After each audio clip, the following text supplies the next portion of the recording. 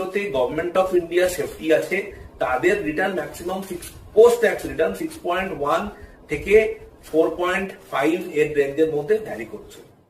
আমি যদি এন্ডাওমেন্ট প্রোডাক্টে যেহেতু রিটার্ন আছে, এন্ডাওমেন্ট প্রোডাক্টে আমি যদি ইন্স্যুরেন্সের পোর্শনটা বাদও দিই, কি দিলাম কি পেলাম সেই নিরিখেও দেখি আজকের দিনে দাঁড়িয়ে সিমিলার কাইন্ড অফ যে সমস্ত প্রোডাক্ট মার্কেটে অ্যাভেলেবেল তারা যা রিটার্ন দিচ্ছে, পোস্ট ট্যাক্স যা রিটার্ন দাঁড়াচ্ছে সেটা কিন্তু অনেকটাই কম এলআইসি অফ ইন্ডিয়ার এন্ডাওমেন্ট প্রোডাক্টগুলোর তুলনায়।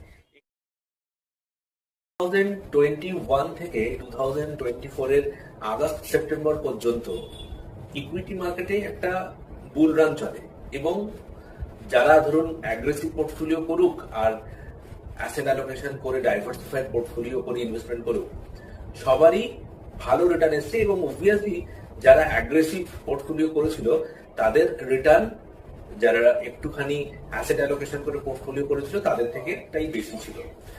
এবং আমরা যারা অলওয়েজ অ্যাসেট অ্যালোকেশন করে ইনভেস্টমেন্ট করতে বলি, ওয়েলথ ম্যানেজমেন্টের থাম্ব রুল মেনে চলার পরামর্শ দিয়ে থাকি, যেমন 100 minus age up to that limit maximum আপনার ইকুইটি ওরিয়েন্টেড ইনভেস্টমেন্ট থাকবে। তাদের ক্ষেত্রে যদিও অ্যাবসলিউট ভাবে আপনার দেখতে গেলে ভালো রিটার্নই এসেছিল, বাট রিলেটিভলি যে অ্যাগ্রেসিভ পোর্টফোলিওর তুলনায় অনেকটাই কম রিটার্ন ডেলিভার করছিল। কারণ হবেই, কারণ আমাদের ডাউন সাইড প্রোটেকশন যাতে থাকে তার জন্য যে সমস্ত ইনস্ট্রুমেন্ট ছিল সেইগুলোতে কম রিটার্ন ছিল। কিন্তু 24 এর আগস্ট সেপ্টেম্বর থেকে আজ পর্যন্ত এই লং 19-20 মান্থ ধরে ইকুইটি মার্কেট তার নর্মাল নেচার অনুযায়ী স্ট্যাগনেন্ট হয়ে আছে, কিছুটা আপ ডাউন করছে, কিছুটা ভোলাটাইল, এবং তার সাথে জিওপলিটিক্যাল টেনশনের জন্য কিছু কিছু ক্ষেত্রে 10-15% ডাউনও যাচ্ছে, আবার সেটা কিছু কিছু ক্ষেত্রে মেকআপও করছে। এর ফলে কাস্টমার যে জিনিসটা বুঝে গেছে যে অ্যাসেট অ্যালোকেশন করে ইনভেস্টমেন্ট করাটা আর অপশন নয়, সেটা ম্যান্ডেটরি। সেটা যদি না করা হয়, কারণ এই ফেজটাতে আমরা যেমন 2021 থেকে 2024 পর্যন্ত একটু ডিফেন্সিভ পোর্টফোলিও যেমন কম রিটার্ন দিয়েছিল, তেমনি এই ভোলাটাইল মার্কেটে তারা কিন্তু কম পড়েছে বা মোটামুটি in comparison two aggressive portfolio steady একটা রিটার্ন ডেলিভার করতে পেরেছে। তার থেকেই লোক এটা রিয়েলাইজ করেছে যে অ্যাসেট অ্যালোকেশন নিজের পোর্টফোলিও বানিয়ে ইনভেস্টমেন্ট করাটা কতটা ইম্পর্টেন্ট।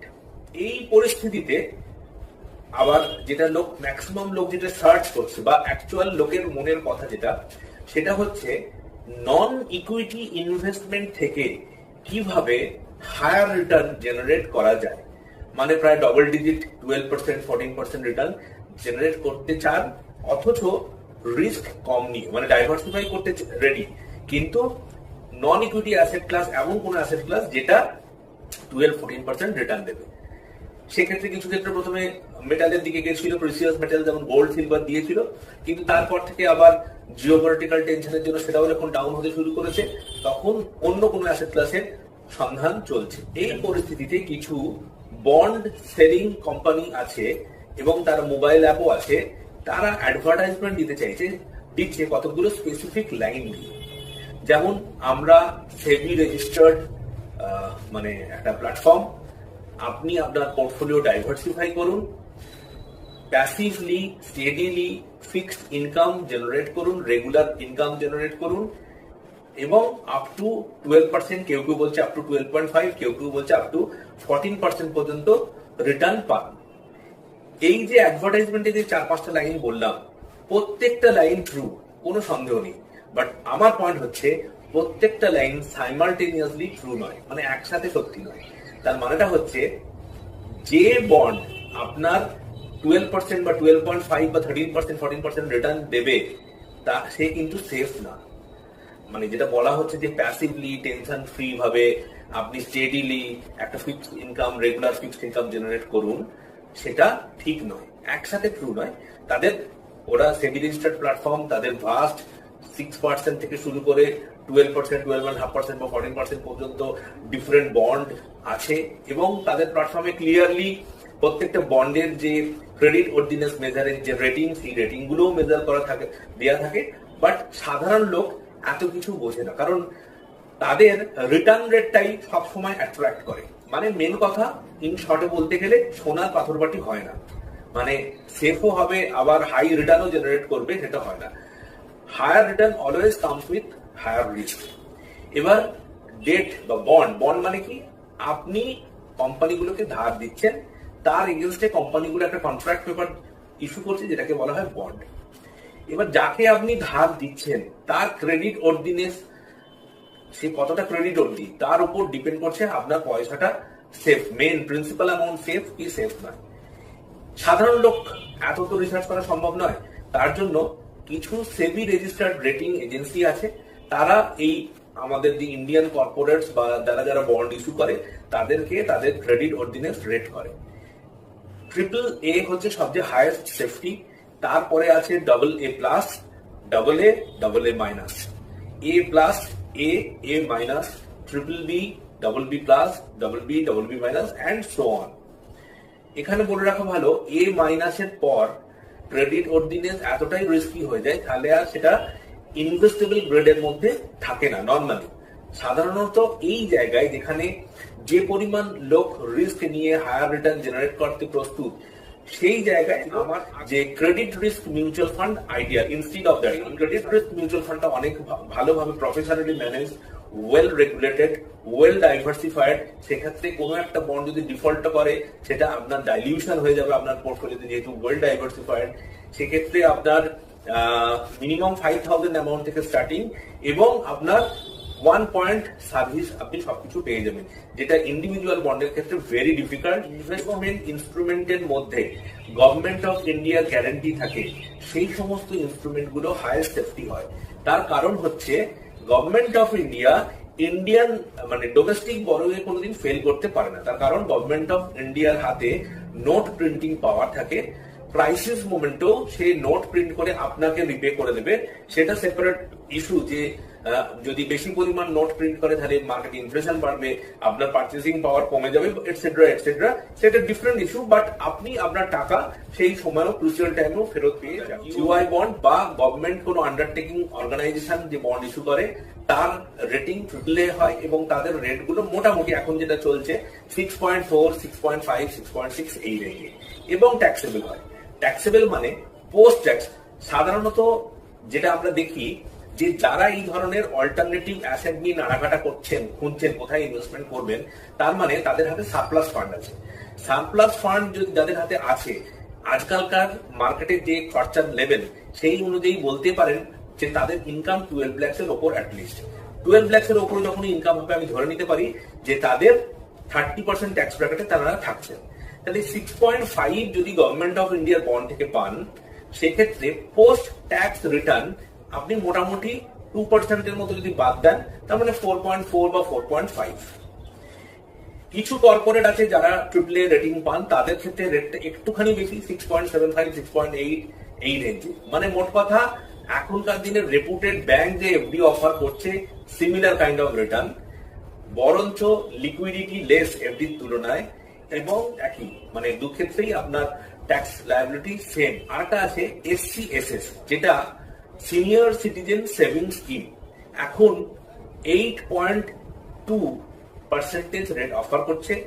অনলি সিনিয়র সিটিজেনরাই এতে ইনভেস্টমেন্ট করতে পারেন, আপ টু 30 lakhs একজন ইন্ডিভিজুয়াল করতে পারেন, এবং ম্যাক্সিমাম 5 বছরের জন্য কোয়ার্টারলি ওনারা ইন্টারেস্ট পেয়ে যাবেন, এবং এটাও ট্যাক্সেবল। এছাড়াও আপনি RBI সেভিংস বন্ড যেটা ট্যাক্সেবল, তার রেট সেটা আবার ফ্লেক্সিবল ইন্টারেস্ট রেট, তার রেট হচ্ছে 8.05। 8.05টা মানে আপনার জন্য 7 বছরের লক ইন থাকবে, কিন্তু আপনি টোটাল 7 year টেনিওর 8.05 পাবেন, সেটার কোনো গ্যারান্টি নেই। গভর্নমেন্ট সেটাকে চেঞ্জ করবে যেমন যেমন মার্কেটের সিচুয়েশন হবে, যেভাবে RBI রেট কমায় বাড়ায় তার উপর ডিপেন্ড করে আপনার রেট কমবে বা বাড়বে। সেক্ষেত্রে সাধারণত দেখা যায় কমার টেন্ডেন্সি বেশি, যেহেতু আমরা একটা ডেভেলপিং নেশনস, আমাদের রেট আপনি যদি লং 30 years এর হিস্ট্রি দেখেন আস্তে আস্তে কমার দিকে, এবং সেটা ট্যাক্সেবল।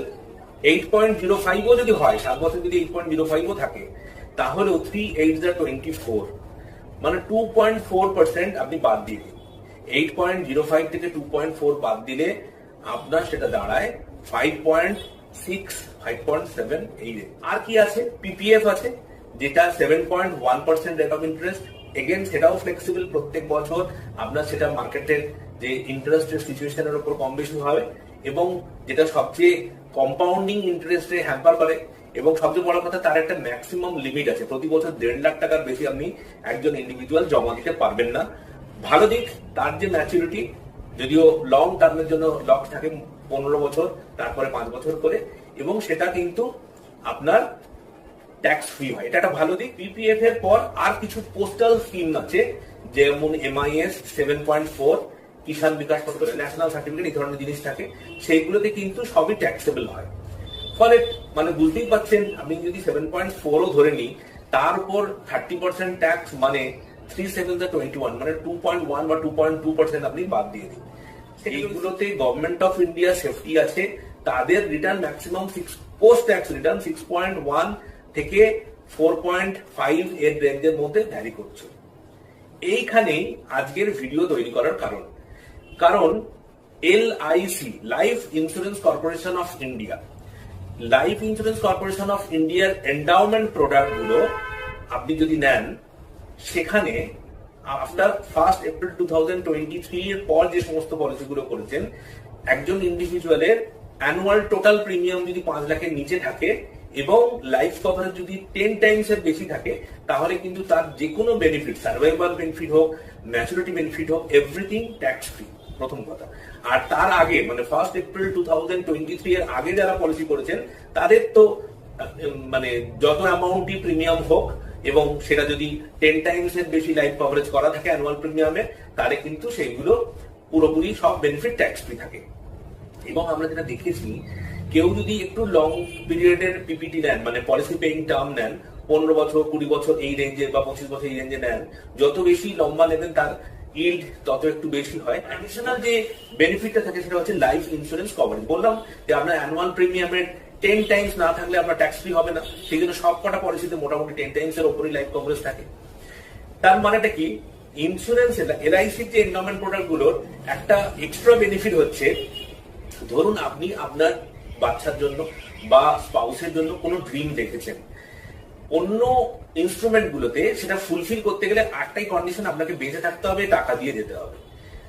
লাইফ ইন্স্যুরেন্সের এন্ডাউমেন্ট প্রোডাক্ট গুলোর সেইটা কিন্তু কন্ডিশন নেই, আপনি বেঁচে থাকলেও আপনার ড্রিম ফুলফিল হবে।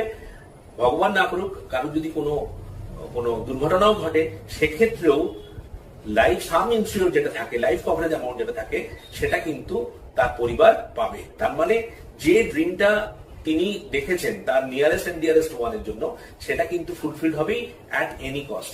অন্য ইনস্ট্রুমেন্টের ক্ষেত্রে কিন্তু একটা কন্ডিশন, যিনি করেছেন ওনাকে বেঁচে থাকতে হবে এবং ওনাকে পেমেন্ট দিয়ে যেতে হবে, না হলে যতটুকু প্রিমিয়াম দিয়েছেন বা যতটুকু ইনভেস্টমেন্ট করেছেন তার ইকুইভ্যালেন্ট যে রিটার্ন, সেই অনুযায়ী সেটাই ফেরত পাবে। গভর্নমেন্ট অফ ইন্ডিয়ার গ্যারান্টি আছে বা সেফটি আছে, তাদের যা যা প্রোডাক্ট অ্যাভেলেবেল।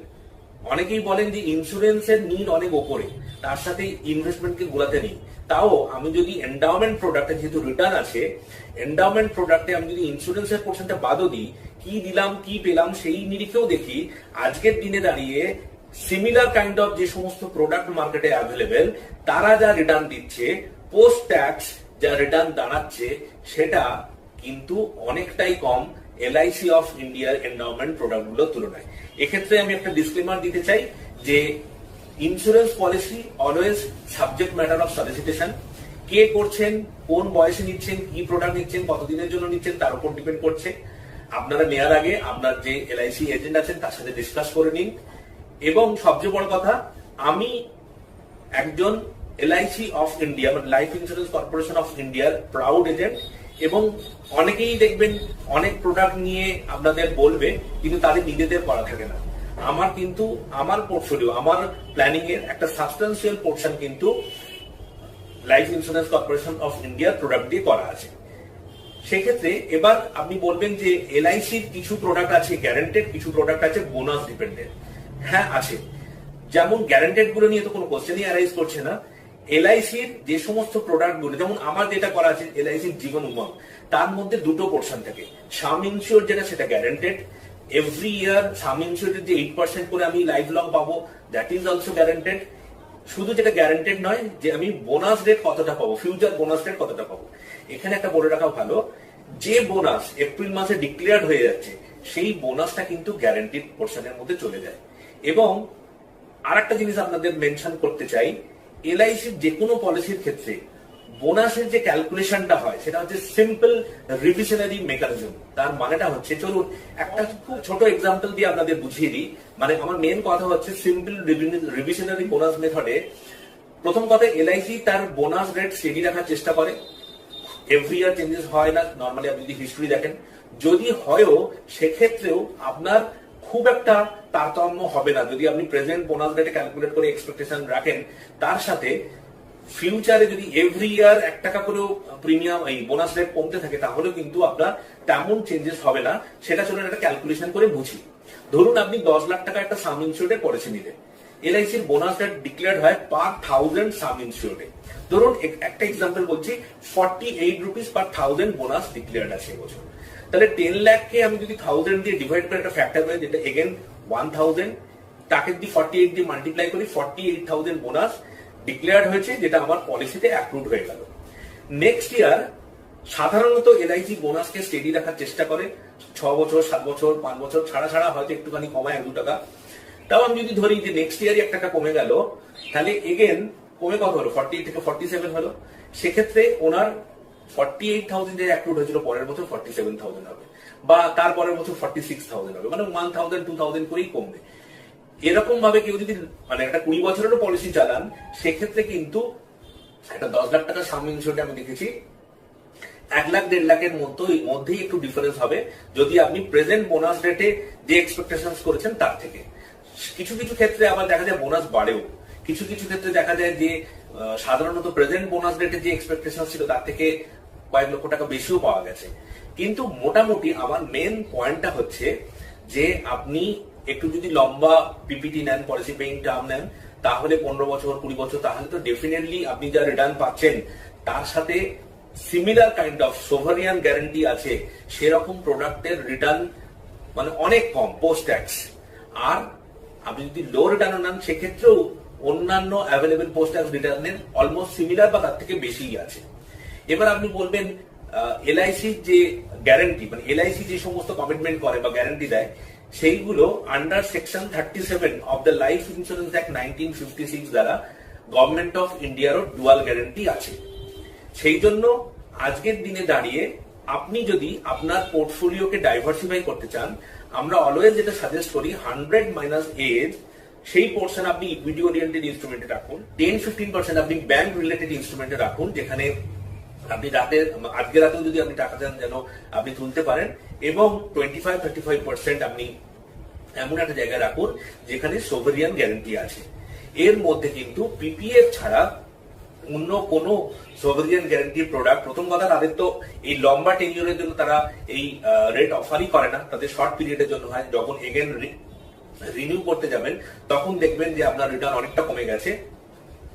আর একটা কথা, যারা ধরুন পেনশন প্রোডাক্ট করছেন 60 ইয়ার্স এর ওপর, তাদের ক্ষেত্রেও বলবো, আপনি যখন এসসিএসএস করছেন, আপনার এসসিএসএস ট্যাক্সেবল, আজকে হয়তো আপনি 8.2 পাচ্ছেন, কিন্তু ধরুন কেউ একজন 60 এজে করলেন, 65 এ গিয়ে দেখলেন যে তার রেট চেঞ্জেস হয়ে গেছে, 70 তে গিয়ে আরো কমে গেছে, বা 75 3বার 2বার যখন আপনি রিনিউ করছেন, তখন যে আপনার এই লং 15-20 ইয়ার্স যে অ্যাভারেজ রিটার্নটা পাবেন, সেটা কিন্তু অলমোস্ট আজকে এলআইসি যে রেটটা অফার করছে, যদিও এলআইসি পেনশন অ্যানুইটি স্কিম গুলো ট্যাক্সেবল, ধরুন আপনার 6.4 বা 6.5 এই রেঞ্জে, সেগুলোও কিন্তু, যদিও এখানে বলে রাখা ভালো আপনার বয়স কত, কোন প্রোডাক্ট ইউজ করছেন তার উপর ডিপেন্ড করছে, বাট আমি একটা রাফলি আইডিয়া দিলাম। এলআইসি যেটা অফার করছে লাইফ লং গ্যারান্টি, এবং শুধু তাই নয়, কিছু কিছু ক্ষেত্রে হয়তো 10 পয়সা আপনার ইন্টারেস্ট একটু কমবে, কিন্তু আপনি আপনার স্পাউসের সাথে বা 30 ইয়ার্স এর ওপরের এজের যে কোনো রিলেটিভের সাথেও জয়েন্টলি নিতে পারেন। সেটা তার মানেটা হচ্ছে একটা very longer of period of টাইমের জন্য আপনি কিন্তু আপনার রিটার্নটাকে সিকিউর করছেন। সেই জায়গায় দাঁড়িয়ে আপনারা এলআইসি অফ ইন্ডিয়ার যে প্রোডাক্টগুলো আজকের দিনে যা পরিস্থিতি হয়েছে, আমার মতে বিবেচনা আপনারা করতেই পারেন। দেখতে থাকুন আমার ওয়েলথ চর্চা সিরিজ। যদি আপনাদের কোনো কাজে আসতে পারি, কোনো ভ্যালু অ্যাড করতে পারি, তাহলে প্লিজ লাইক সাবস্ক্রাইব করবেন এবং যতটা পারবেন